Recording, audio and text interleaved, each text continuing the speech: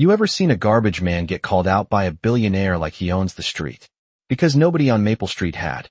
The black SUVs rolled in slow and silent, engines humming low like they did not belong in a place where paint peeled off porch railings and old trucks sat on cinder blocks.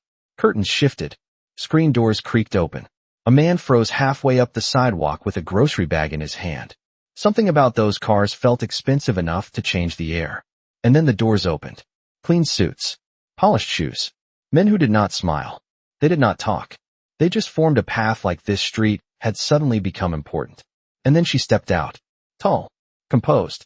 Controlled. Victoria Hale. The kind of woman who could shut down a room without raising her voice. And now she was standing in front of a small, worn house that had never seen anything like her. I'm looking for Ethan Cole. 3 words. Simple. But they hit like thunder. Because everyone here knew Ethan. The garbage man. The single dad. The guy who left before sunrise and came home tired but still fixed broken fences and carried groceries for people who did not even ask. The guy nobody ever paid attention to. Until now. Did she say Ethan? The garbage guy. That Ethan. The whispers started low and confused. Because this did not make sense. Not here. Not for someone like him. And then the front door opened. Slow. Familiar. And there he was. Ethan Cole. Faded gray shirt. Worn boots. One hand resting on the door frame like nothing about this surprised him. He did not step forward. He did not look impressed. He just looked at her. And for a moment the entire street went quiet. No cars. No voices. Just that tension before something changes. Victoria took one step forward. Do you remember me? And just like that the question shifted everything. Because this was not about money. This was not about status. This was personal. Ethan did not answer right away. He looked at her like a man measuring truth, not appearances. And then he said it. Yeah. 2 letters.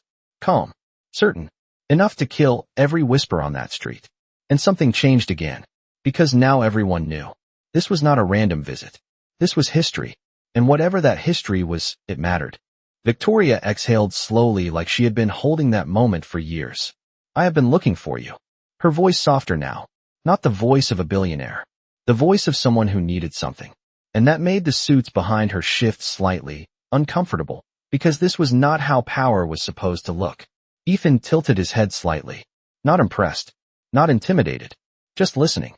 And then from inside the house a small voice broke the tension. Dad. Lily stepped into the doorway beside him, her hand lightly holding his sleeve, her eyes moving from the black SUVs to the woman standing in front of their home. She did not understand status. But she understood presence. And she could feel something was different. Ethan rested his hand gently on her shoulder, grounding the moment. It's okay. But the street did not feel okay. Because something bigger was happening. Something no one here had ever seen before. Victoria looked at Lily. And for the first time her expression softened in a way no boardroom had ever seen. No cameras had ever captured. And then she looked back at Ethan. That night, she said quietly. And the air shifted again. Deeper this time. Because now the story was opening. And whatever happened that night was powerful enough to bring a billionaire back to a garbage man's door years later. And the street did not move. It did not breathe. Because everyone could feel it. This was not just a reunion. This was the beginning of something that was about to change everything. The street stayed quiet, but the silence changed. It was no longer curiosity. It was tension. The kind that makes people lean in without moving. Victoria stood there, just a few steps away now, close enough to see the worn edges of the doorway, the faded paint, the quiet life Ethan had built without anyone noticing. And for the first time since the SUVs arrived, she did not look like the most powerful person on that street. She looked like someone remembering something she could not forget. That night, she said again, her voice lower now, steadier. You found me behind a diner. The words landed softly, but they carried weight. Because this was no longer a question. This was truth. Ethan gave a small nod. Yeah. No explanation. No drama. Just confirmation. And something about that made it heavier. Because he was not trying to make it sound important. Which meant it was. The neighbors exchanged glances. A garbage man. A billionaire. A diner. Nothing about this made sense. And yet nobody spoke. Victoria took another step closer. I told you to leave me alone. A faint breath escaped her, not quite a laugh, not quite regret. Something in between. Ethan did not react. You did. Calm. Unchanged. like it had never offended him, like it had never mattered. And that was the moment something shifted again. Because most people would have walked away. Most people would have needed something in return. Respect, gratitude, recognition. But Ethan had asked for none of it. Lily looked up at him, her small voice breaking into the silence. You helped her anyway. Not a question, just a simple truth. Ethan glanced down at her, then back at Victoria. She needed help. 3 words. That was it. And yet they carried more weight than anything Victoria had said so far. Because they explained everything. Not who she was. Not what she could offer.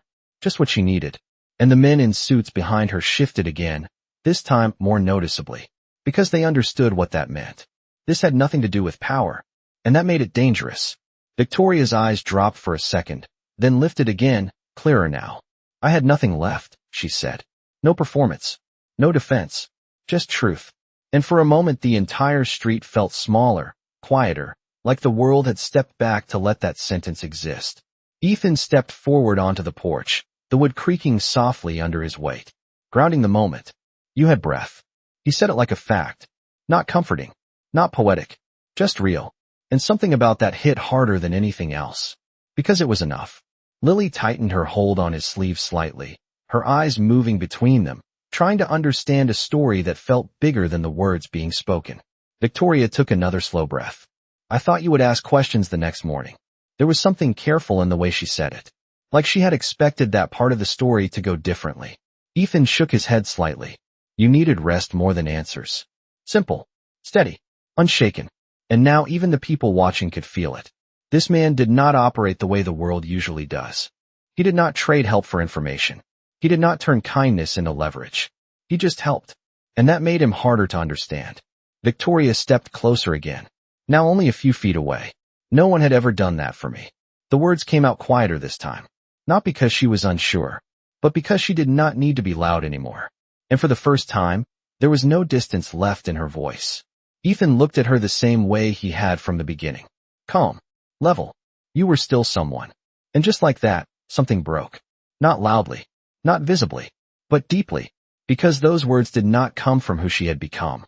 They came from who she had been when she had nothing. And that was the version of her he had seen. The version no one else had cared about. The street stayed silent. The suits did not move. Even the wind seemed to slow. Because everyone understood something now.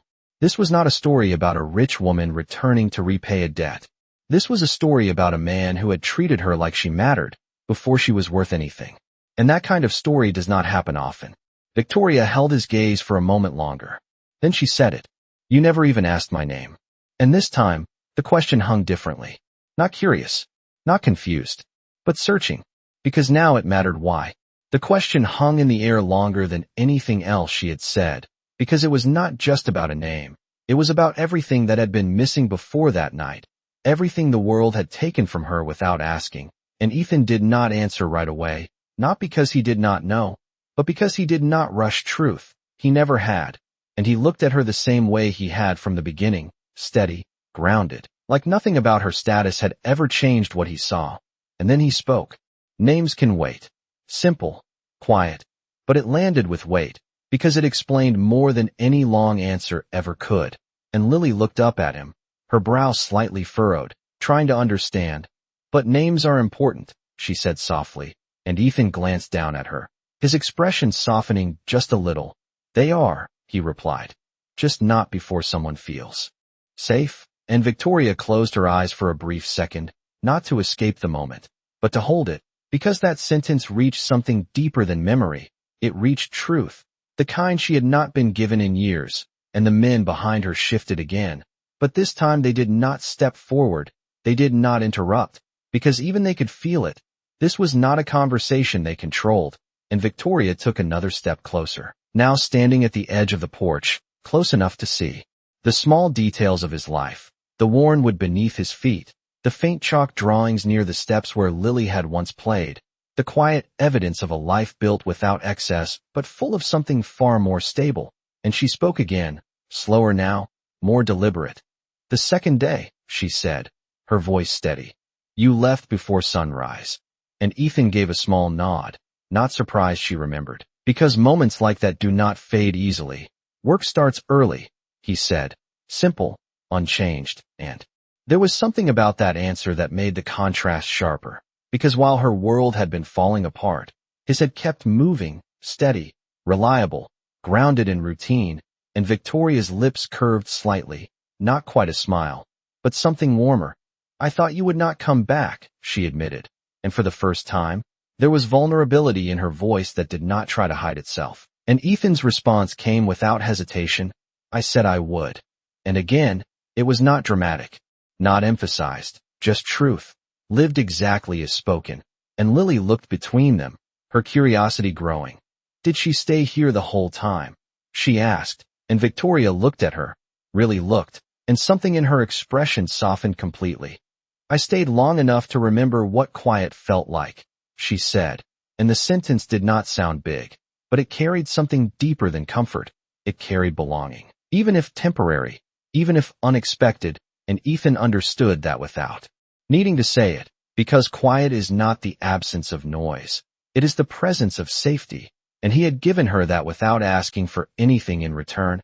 And the wind moved gently through the street, carrying the faint scent of grass and dust, grounding the moment in something real, something simple, and Victoria exhaled slowly, her shoulders easing further, as if each word she spoke returned something she had lost long before that night. "The third day," she continued, her voice softer now. "You left a note." And Ethan nodded again, his memory clear. "On the table," he said, and Lily leaned in slightly, her eyes bright with interest. "What did it say?" she asked, and Victoria's expression shifted, not into sadness, but into something closer to gratitude. "It said there was breakfast in the fridge and coffee on the stove," she answered, pausing just enough for the meaning to settle, "and that I did not have to explain anything unless I wanted to." And the words lingered, not loud, not dramatic, but deeply felt, because they carried respect, the kind that cannot be demanded, only given. And Ethan shifted his weight slightly, the porch creaking under his boots, grounding the moment again. "People talk when they are ready," he said, and the simplicity of it made the silence that followed even deeper, because it removed expectation, removed pressure, left only space. And Victoria nodded slowly, her gaze steady now. "That was the first time in years I was not asked for anything," she said, and this time, no one moved, no one whispered, because even the neighbors could feel it. This was not about wealth, not about power. This was about something far rarer and far harder to find. And Victoria took one final step forward, now close enough that the distance between them no longer belonged to space, but to meaning, and she looked directly at him, her voice steady, certain. "That is why I came back," she said, and the words did not just land, they anchored, because they revealed that this was not coincidence, not curiosity, but choice, a deliberate return to the one place where she had been seen without condition. And for a moment, the entire street seemed to hold that truth in silence, because everyone understood something now, something simple but powerful, that the man they had overlooked for years had once given, something no amount of money could replace. And the woman standing before him had come back not to repay a debt, but to honor it.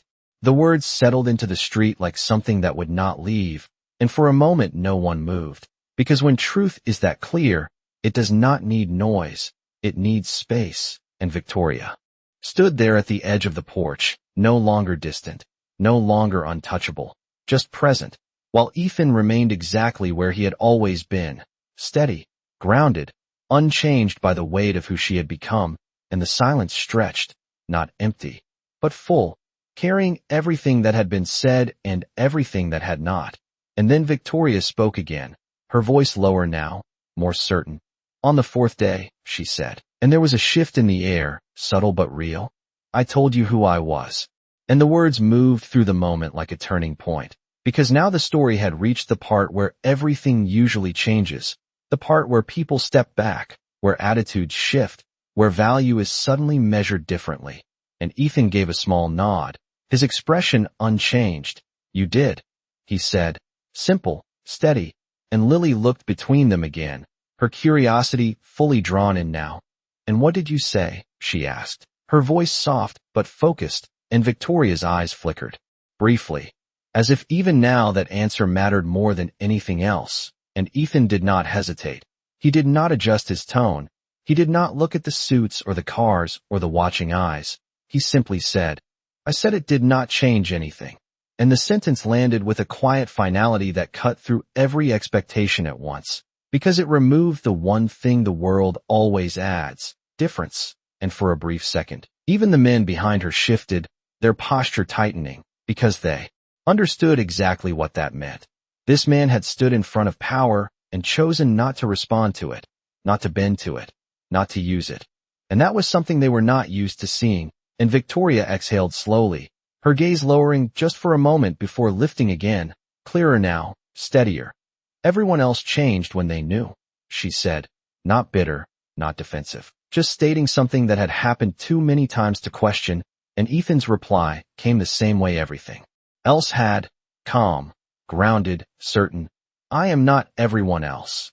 3 words, nothing more, but they carried a weight no title could compete with, because they were not spoken to prove anything. They were spoken because they were true, and Lily looked up at her father again, her small voice thoughtful. "But she could have given you something," she said, and there was no calculation in her words, just simple logic. And Ethan glanced down at her, his expression soft but firm.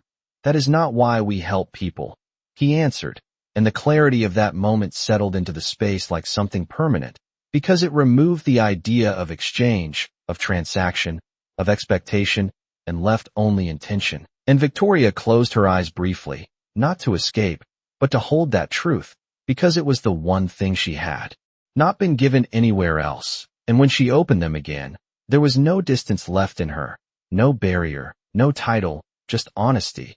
"That is why I came back," she said again.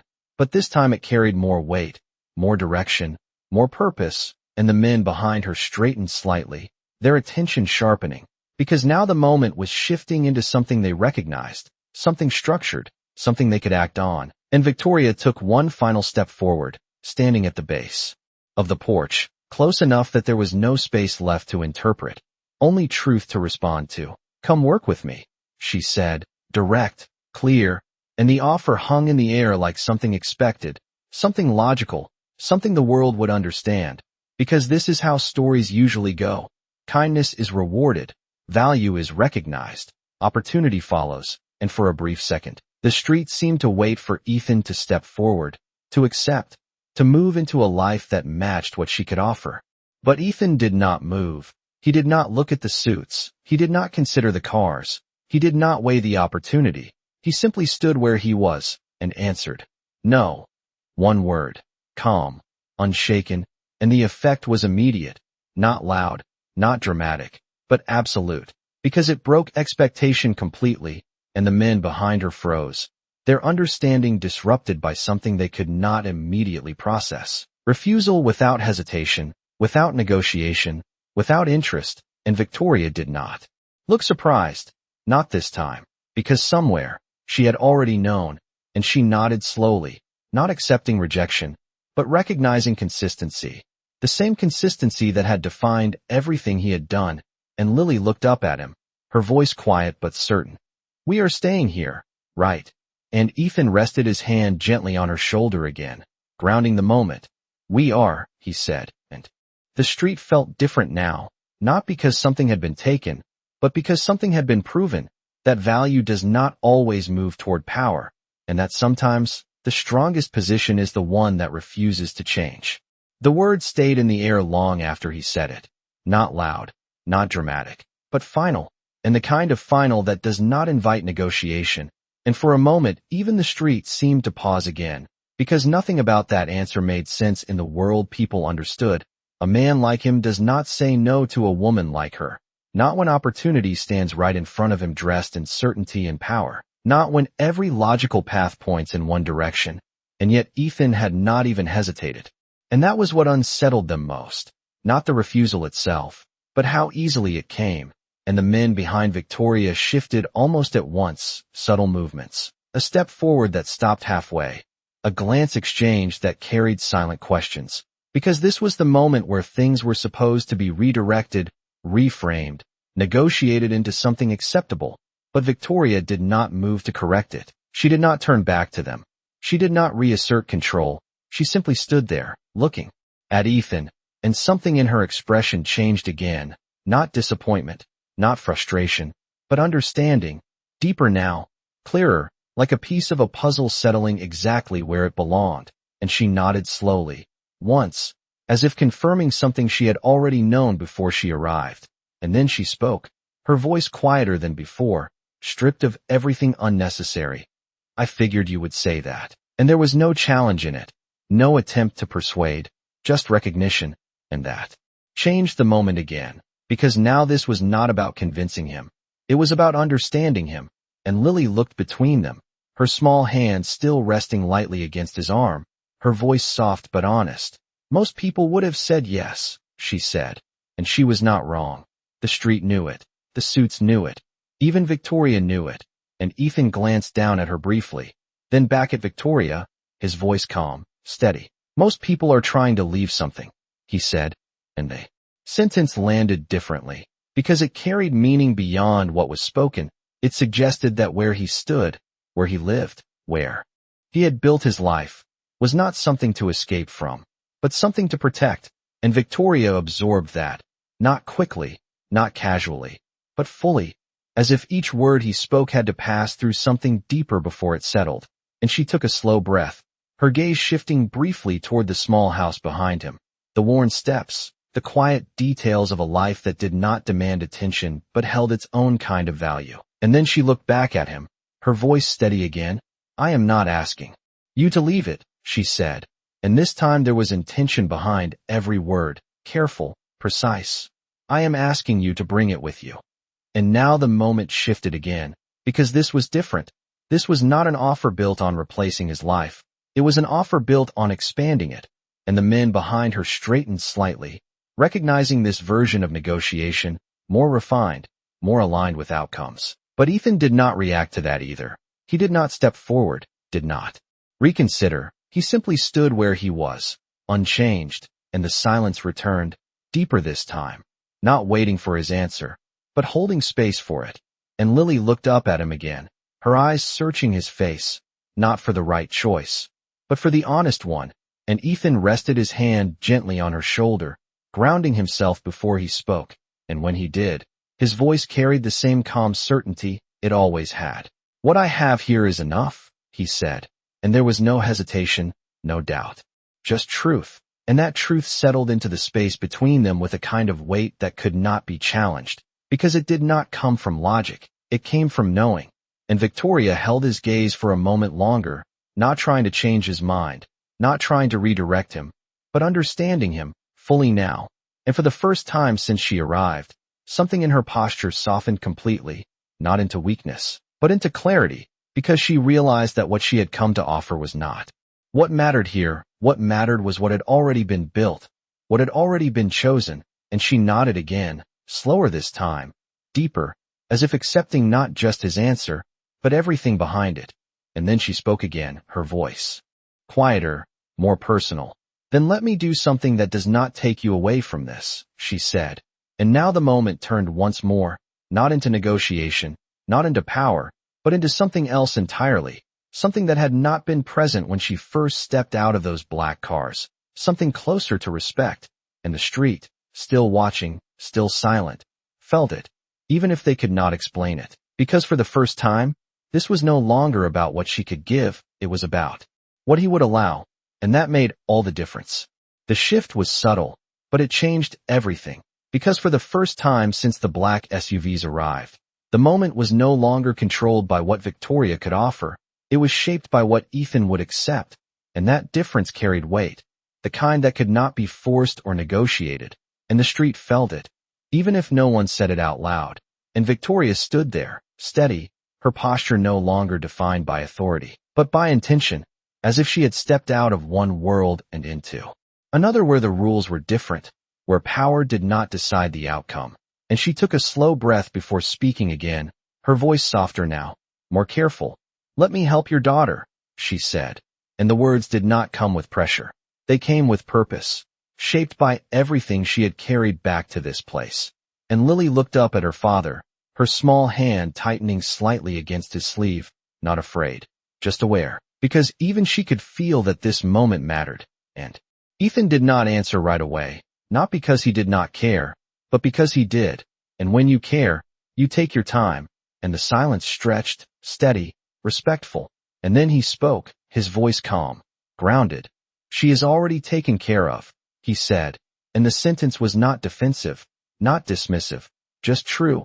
And Victoria nodded slowly, not surprised, not discouraged, because she understood now that what he had built here was not a life of lack. It was a life of intention. And she looked at Lily again, her expression softening completely, genuine now, unguarded. "Then let me make sure nothing ever takes that away from her," she said. And this time there was no expectation behind it, no transaction hidden beneath the offer, just a simple extension of what she had learned. And Ethan watched her, not as a man being offered something, but as a father weighing what mattered most. And he studied her in the same quiet way he had from the beginning. Not her clothes, not the cars, not the men behind her, but her presence, her tone, her intention, and something in that moment held, steady and real. And Lily glanced between them, her voice soft but curious. "What does that mean?" she asked, and Victoria crouched slightly, lowering herself to Lily's level without hesitation, without performance, just naturally. And that alone shifted the moment again, because power does not usually kneel. And she spoke gently. "It means making sure you always have what you need to grow into who you already are."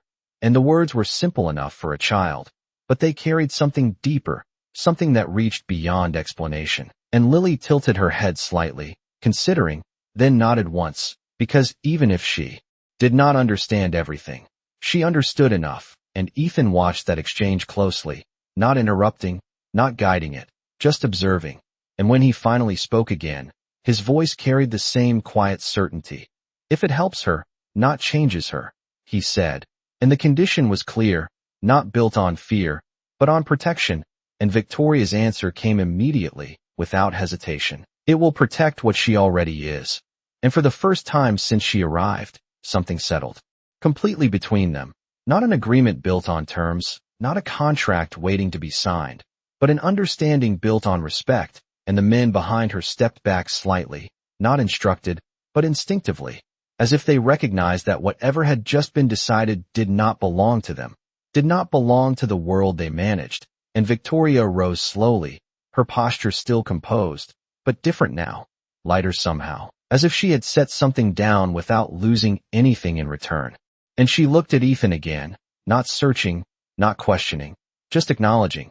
And then she said it, quietly, clearly, "You did not change my life that night." She paused just long enough for the meaning to settle. "You reminded me that I still had one."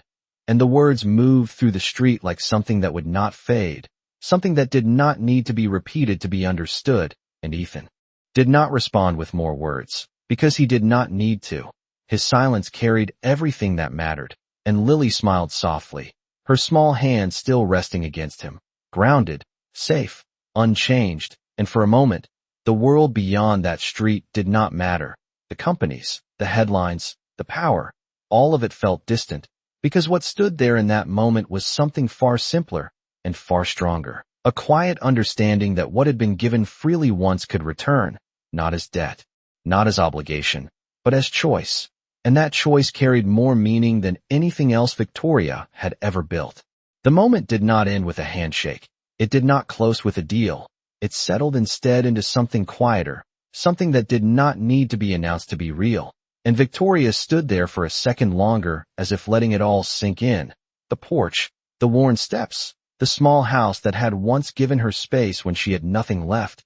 And now she saw it differently, not as a place she had passed through, but as a place that had changed her direction entirely. And Ethan remained the same. Steady, grounded, not waiting for recognition, not expecting anything more from what had already been said. And Lily stayed close beside him, her presence simple but central, the reason behind every word he had spoken and every boundary he had drawn.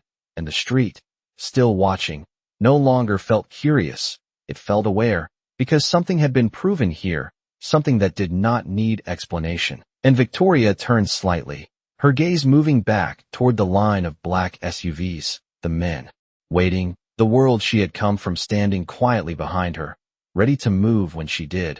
But she did not step toward it immediately. Not yet. because there was one more thing that needed to be said, something that had followed her all the way back to this street. And she looked at Ethan again, her voice softer now, but clearer than ever. "Do you know why I never forgot that night?" she asked. And the question did not come from uncertainty. It came from reflection, and Ethan did not answer.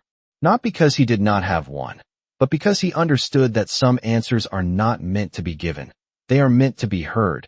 And Victoria continued, her eyes steady.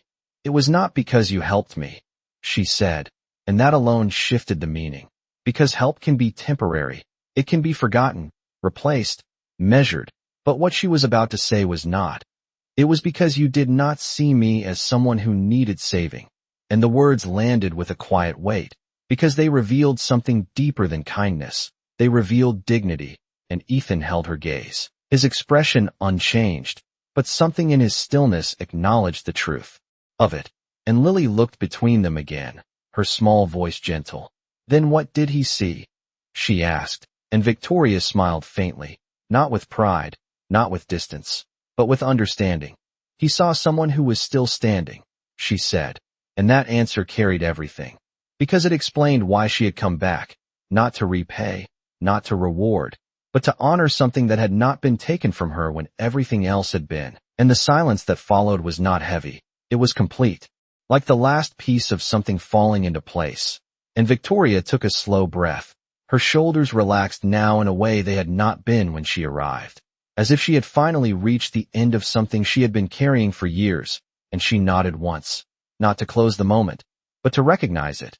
And then she turned, beginning to walk back toward the waiting cars, not rushed, not dramatic, just steady. And the men behind her moved into place instinctively, opening doors, preparing to leave the world she belonged to, ready to take her back. But it did not feel the same now, because something had shifted, not in her position, not in her power, but in her understanding of it. And just before she reached the car, she paused, turning back one last time, her voice carrying across the quiet street, not loud, but clear enough to reach him. "If I ever lose everything again," she said, and there was no fear in it, just truth, "I hope I find my way back to a door like yours." And the sentence did not ask for anything. It did not demand a response. It simply existed, honest and complete, and Ethan stood where he was, his hand resting lightly on Lily's shoulder, his gaze steady, and he gave a small nod, not as a promise, not as an agreement, but as acknowledgment, because doors like his do not close based on circumstance. They open based on need. And Victoria held that for a moment, then stepped into the car, the door closing softly behind her, and the engine started again, low and controlled, the line of black SUVs slowly pulling away from Maple Street. But the street did not feel the same as before, because now it understood something it had not understood earlier, that the man they had seen every day without noticing had once held something far more valuable than anything that had just arrived in those cars. And as the last vehicle turned the corner and disappeared, the quiet returned, but it carried meaning now, and Lily looked up at her father, her voice soft, curious. "She was important, right?" she asked, and Ethan looked down at her, his expression calm. "Certain. She still is," he said, and that was all. No explanation, no judgment, just truth. And the world, for a brief moment, longer, felt steady, grounded in something that did not need to be proven, only lived. The street slowly returned to its rhythm, but it was not the same rhythm as before. It carried something quieter now, something that settled into the spaces between ordinary moments and gave them weight.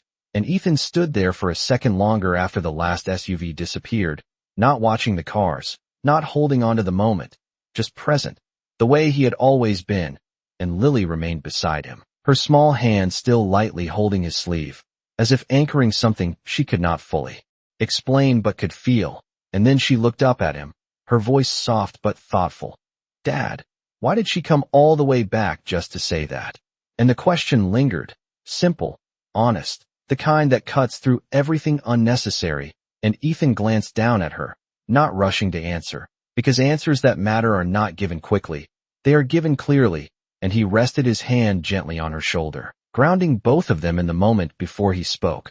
"Because some things are not finished when they happen," he said, and Lily tilted her head slightly, trying to understand, and he continued, his voice calm, steady. Sometimes they follow you until you understand what they meant. And the words settled softly, not heavy, but real. And Lily nodded slowly, not fully grasping it, but accepting it in the way children do when something feels true.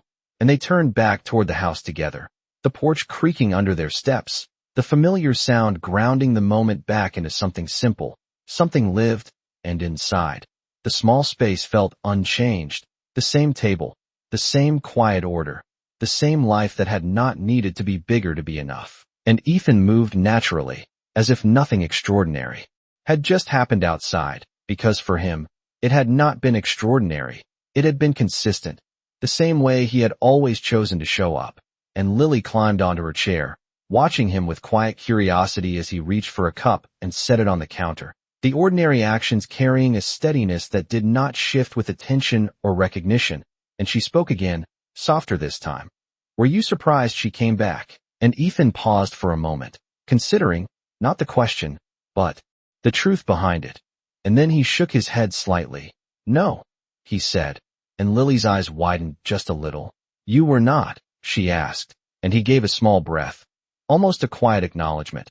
People come back when something matters enough, he replied, and that answer stayed with her, because even if she did not understand all of it, she understood that part, that when something matters, it does not disappear, it stays. It returns, it asks to be seen again, and she rested her chin lightly on her hand, watching him as he moved through the kitchen with the same calm rhythm, the same quiet presence. And for a moment, the world outside felt far away, the cars, the suits, the power, all of it distant compared to what existed here. And Lily spoke one more time, her voice gentle, certain in a way that only comes from feeling rather than knowing.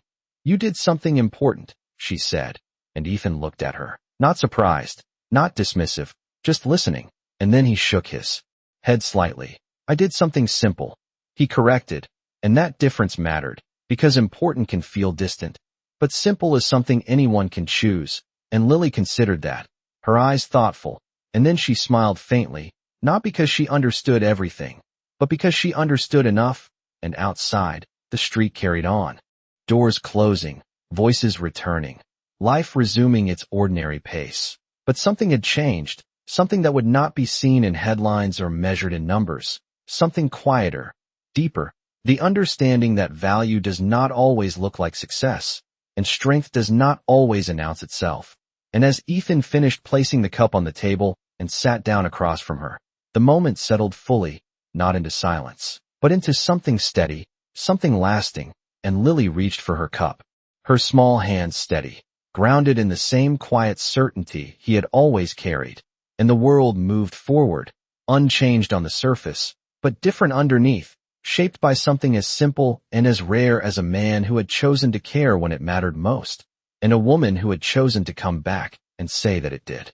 The story did not end when the cars disappeared, and it did not end when the street returned to its quiet routine, because some stories do not close with a moment.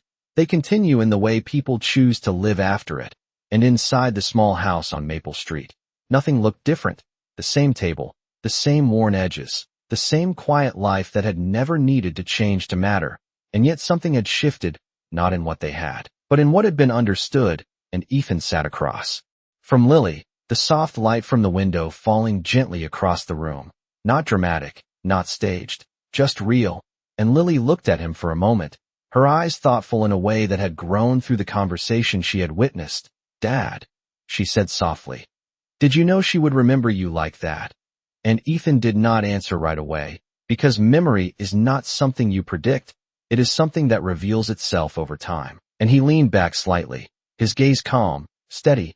No, he said, and there was no uncertainty in it, just truth. And Lily tilted her head slightly. Then why did you help her? She asked. And this time the question carried something deeper, not curiosity, but understanding in progress. And Ethan met her eyes, not as someone explaining, but as someone sharing something simple, something that did not need to be complicated to be true, because she needed it, he said. And that was all. No story, no lesson, just the reason. And Lily sat with that for a moment, letting it settle the way children do, without overthinking it. without trying to turn it into something bigger than it was, and then she nodded slowly, as if accepting that answer fully, and outside, the world continued. A car passing down the street, a neighbor closing a door, the ordinary sounds of life moving forward, and yet there was something different now, something that could not be seen but could be felt, because everyone who had watched that moment understood something they had not understood before, that value is not always visible, and that the quietest people often carry the strongest impact. And across town, far from Maple Street, Victoria sat in the back of one of those black SUVs, the city skyline rising ahead of her, the world she had rebuilt waiting to receive her again. But her posture was different now, not because she had lost anything, but because she had remembered something, and she looked out the window, not at the buildings, not at the traffic, but at the reflection of herself in the glass. And for the first time in a long time, she did not see the version of her shaped by success or failure. She saw the version that had once sat in a small kitchen, drinking coffee in silence, given space without being asked for anything in return, and she let out a slow breath, her shoulders easing, because that version of her had not been lost. It had simply been waiting to be remembered, and she reached for her phone, pausing for just a second before setting it back down. Because not everything needs to be turned into action, some things are meant to stay as understanding. And back on Maple Street, Ethan stood by the sink, rinsing a cup, the water running softly, the rhythm steady, unchanged, and Lily sat at the table, swinging her legs lightly, her mind still holding on to the pieces of the story she had just heard, and she spoke again, her voice quiet but certain. She came back because you did not ask for anything, she said, and Ethan turned slightly, glancing at her, not surprised, not correcting, just listening, and then he nodded once. People remember how you make them feel when they have nothing left, he said, and the sentence settled into the room with a quiet weight, because it was not something you hear often, but once you do, it stays. And Lily smiled faintly, not because it was a happy ending, but because it felt right, and the camera would linger there for a moment, on the small kitchen, on the quiet life, on the simplicity that held more meaning than anything that had arrived in those black cars. And then the voice would come in, not loud, not dramatic, but steady, reflective. Sometimes the world tells us that power changes everything. A brief pause, letting the image breathe. But the truth is, the moments that matter most happen when no one is watching. And the scene would shift slightly, back to the empty street, now calm again, unchanged on the surface. When someone chooses to help, not because they have to, but because they can, and the words would settle gently, carried by the quiet rhythm of the story. And years later, that choice comes back, not as a reward, but as a reminder, and the final image would return to Ethan and Lily, simple, grounded, real. That even the smallest act of care can change the way someone sees their life. A brief pause, soft, intentional. So the question is not whether you have the power to change the world, and now the voice softens even more, but whether you will choose to care when it matters. And the screen would hold that for just a second longer, not pushing, not demanding, just allowing it to settle. And if stories like this remind you that quiet strength still exists, take a moment to subscribe and stay for the next one. And the last sound would not be music, not a dramatic note, but the soft, ordinary rhythm of a life that had chosen kindness without ever needing recognition, because sometimes that is what stays the longest.